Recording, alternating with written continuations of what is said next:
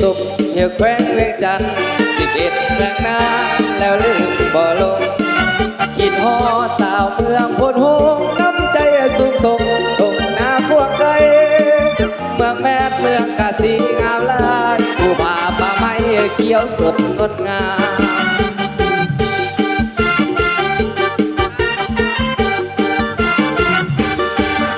เมืองปืนโดดไทยลือดามเมืองสารคามสาวงามแก้มก่อเมืองบางเวียงสื่อเสียงตะโกนสาวโลกยกย่องท่องเที่ยวสุดใจเมืองอีดือพวกข้ามงามลายได้ส่งรถกายและผ่านทั่วไปมาเมืองเมืองก็งามนักหนาสุขสาวภาษา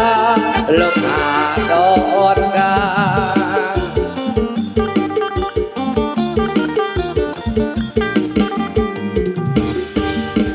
อ้างสามหมื่นเมืองเฟืองลือเรื่องพาโนนอครับเมืองเวียงคำเทศบาลงามตาภาษาสนสมเมืองครับคือเมืองแก้วอุดมสมเขื่อนน้ำลืมจากเขื่อนดูดึงสุดสวยงามตาตาวมาเมืองทุกละคมนาสมภูเขาคุ้ยงามตารีสอร์ทเดชสวรรค์นักนาทุกคนหลังมาเที่ยวชมความงาม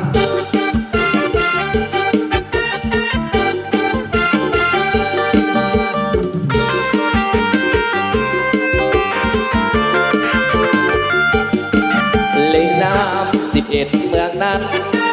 นับวันทั่วเมืองศรีวิไลหิวทานจับอกจับใจหากใครได้ไปเห็นแล้วก็อยากลาแสนงาม11เมืองนั้นนะภาษาละพร้อมจิตพร้อมใจไปตามทิศทางสองใสนำความมีใสสู่แผนพัฒนาเอาย้อนกันเลย